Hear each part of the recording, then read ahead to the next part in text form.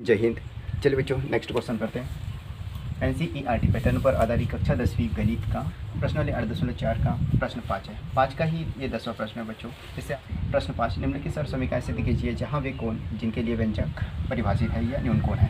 Okay, और ये दिया हुआ है अपने को।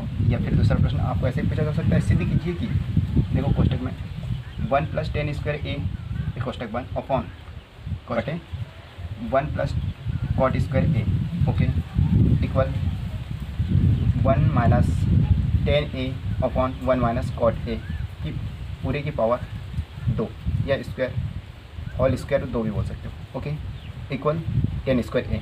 ठीक है बच्चों, पहला पक्ष दूसरा पक्ष का मान अगर tan स्क्वायर a आ गया तो अपन बोल सकते हैं कि ये पहला पक्ष दूसरा पक्ष तीनों पक्ष सिद्ध हुआ। ठीक है बच्चों, चलिए स्टार्ट करते हैं। सबसे पहले तो बच्चों याद रखना जो दिया है वो लिख लो। दिया है 1 + tan square a upon 1 + cot square a कोष्टक 1 equal 1 - tan a upon 1 - cot a की पूरे की power 2 equal tan square a। Okay बच्चों, देखो पहला पक्ष दूसरा पक्ष हल करते हैं। पहला पक्ष लेने पर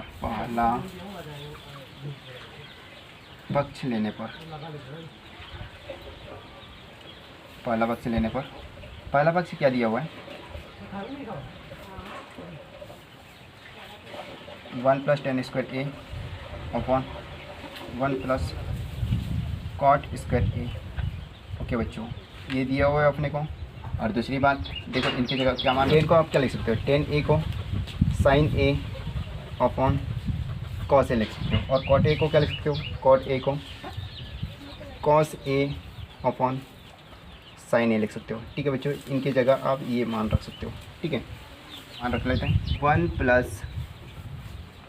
sin square a upon cos square a।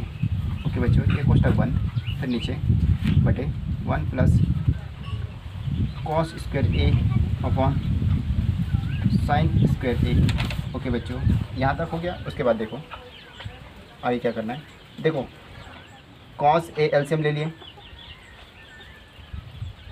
cos square a LCM ले लिए, फिर क्या होगा cos स्क्वायर का डायरेक्ट गुणा कर दिया तो ये cos स्क्वायर ये हो जाएगा। ओके बच्चों, प्लस cos स्क्वायर a से cos स्क्वायर कैंसिल हो गया, बचा क्या 1 का डायरेक्ट अगर साइन स्क्वायर में गुना करोगे तो साइन स्क्वायर ए हो जाएगा, ये साइन स्क्वायर ए। ओके बच्चों, यहाँ तक हो गया।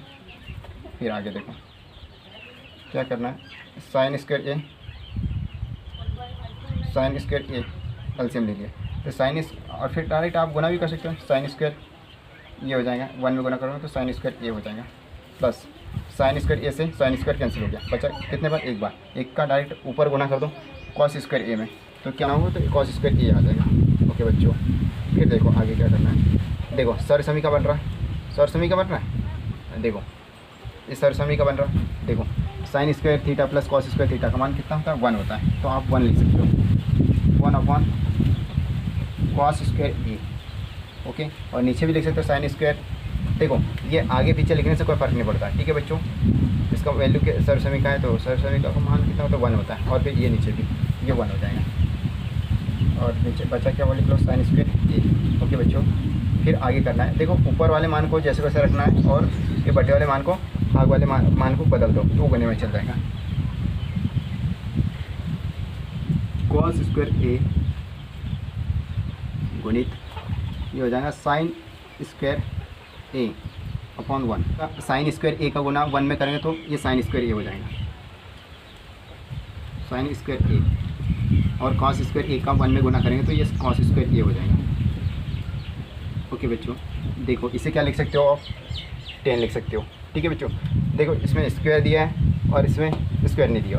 ठीक है बच्चों, स्क्वायर मान सकते हो तो ये भी स्क्वायर रखोगे तो ये भी स्क्वायर में आ जाएगा। ठीक है, तो इसी प्रकार से ये रख सकते हो, इसकी जगह ये आ गया 10 स्क्वायर ए सकते हो, समीकरण 1। ओके बच्चों, फिर देखो ये पहला पक्ष हो गया। अब दूसरा पक्ष हल करने पर दूसरा पक्ष दूसरा पक्ष लेने पर। ओके बच्चों, दूसरा पक्ष क्या दिया हुआ है अपने को, 1 minus 10a upon 1 minus cot A पूरी की पावर 2। ओके बच्चों, कॉट ए और 10a और कॉट ए के वैल्यू ये दिया हुआ, ये लिख लो आप। 1 minus sign A upon cos A, बटे में भी लिख लो 1 माइनस ये कॉट की वैल्यू ये cos A upon sine A. Okay बच्चों, ये पूरे की पावर कितना है, 2 है, ये लिख लिए। फिर आगे देखो, कॉस ए एलसीएम ले लिए, क्या है कॉस ए। ओके बच्चों, कॉस ए का 1 में गुना किया तो कॉस ए आ जाएगा। ओके बच्चों, ठीक है। फिर देखो कॉस ए से कॉस ए कैंसिल हो जाएगा, कितने बार, एक बार। फिर एक का डायरेक्ट साइन ए में गुना करेंगे तो ये हो जाएगा, साइन ए इंटू 1 करेंगे तो ये साइन ए हो जाएगा, तो साइन ए लिख सकते हो, साइन ए। ओके बच्चों, फिर बटे वाले देखो, साइन ए एलसीएम ले लिए, ठीक है। साइन ए का डायरेक्ट गुणा कर दो एक में, ये हो जाएगा साइन ए, फिर ये माइनस का माइनस, फिर साइन ए से साइन ए कैंसिल, कितने बार, एक बार। एक का अगर कॉस ए में गुना करेंगे तो कॉस ए हो जाएगा, ये हो गया कॉस ए। ओके बच्चों, फिर देखो आगे क्या करना है, देखो ये होल स्क्वायर है तो होल स्क्वायर लगाना बहुत ज़रूरी है, ठीक है। फिर आगे देखो क्या करना है, आप अलग अलग लिख सकते हो इसे, कैसे, कॉस ए माइनस साइन ए की पूरी पावर ये, ठीक है बच्चों। फिर इसको क्या लिख सकते हो आप, कॉस स्क्वायर ए। ओके बच्चों, और नीचे वाले को वैसे लिख सकते हो, sign A minus cos A upon, ये हो गया साइन ए, फिर पावर कर सकते हो, फिर होल पावर कर सकते हो, ठीक है बच्चों। देखो बच्चों, ये मान को जैसे वैसे लिख दो और ये मान को बदल दो, ये बटे भाग वाले को बदलोगे तो कोने में चल जाएगा। क्या होगा, कॉस ए माइनस साइन ए की पूरी की पावर 2, और ये कॉस स्क्वायर ए, और ये गुने में चल जाएगा, साइन स्क्वायर ऊपर, साइन स्क्वायर ए ऊपर, और ये नीचे वाला मान sign A minus cos A पूरी की पावर। बच्चों यहाँ तक मुझे नहीं लगता कि आप लोगों को किसी प्रकार की दिक्कत हो, ठीक है। तो देखो, साइन स्क्वायर ए और कॉस स्क्वायर ए एक साइड में ले लेते हैं, ठीक है बच्चों, ताकि आपको एक सीक्वेंस वाइज दिखे, समझने में भी आसानी हो। और एक कॉस स्क्वायर ए।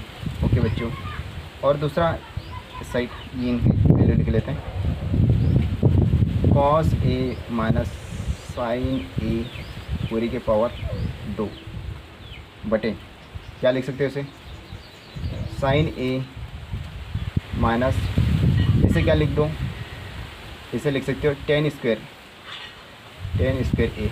ओके बच्चों, देखो फिर आगे इसे क्या लिखोगे, ऊपर एक सर्वसमी का बनता है इसमें, देखो चूँकि ए माइनस बी बराबर A square plus B square minus 2ab, ठीक है बच्चों। ये सर्वसमीकरण के थ्रू कर लेते हैं इसको, कॉस ए क्या है, ए है, साइन ए क्या है, बी है, ठीक है बच्चों।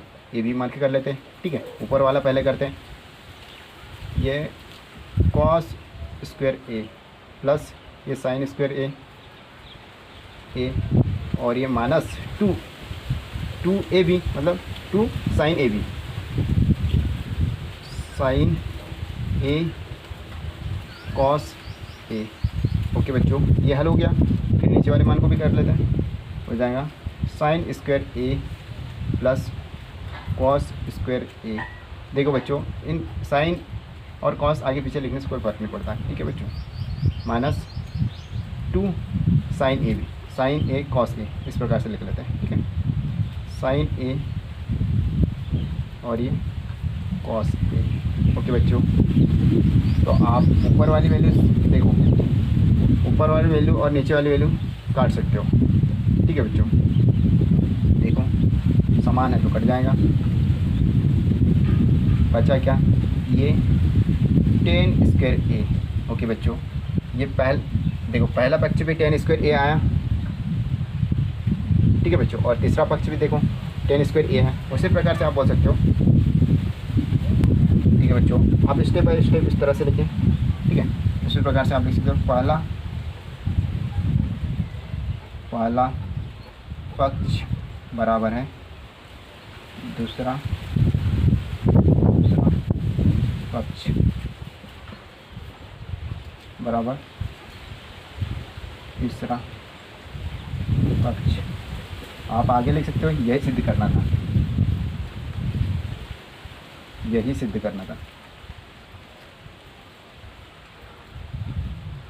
सिद्ध करना था। ओके बच्चों, नहीं कोशिश करना स्टेप बाय स्टेप लिखने की, फिर दूसरा पक्ष इस प्रकार से, ठीक है। यहाँ तक कि कोई अगर नहीं समझ में आता ना बच्चों, 1 से 2 बार वीडियो को रिवाइज करके जरूर देखें, ताकि आपको भी क्लियर हो, और लगे तो स्पीड को भी आप स्लो भी कर सकते हो, ठीक है। उससे और आसानी समझ में आएगा, ठीक है।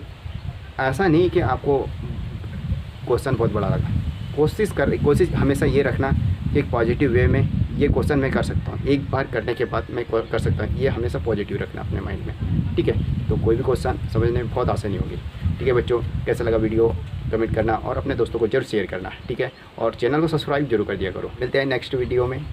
जय हिंद।